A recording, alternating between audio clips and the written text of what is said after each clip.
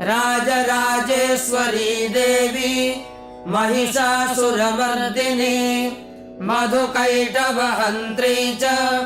रक्तबीजविनाशिनी धूम्राक्षदैत्यहन्त्री च भण्डासुरविनाशिनी रेणुपुत्री महामाया भ्रामरी भ्रमराम्बिका ज्वालामुखी भद्रकाली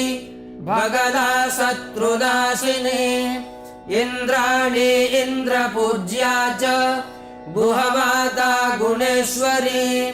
वज्रपाशधरा देवी जिह्वामुद्गरधारिणी भक्तानन्दकरी देवी बगला परमेश्वरी अष्टोत्तरशतं नाम्नां बगलायास्तु यः पठेत् रिपुबाधा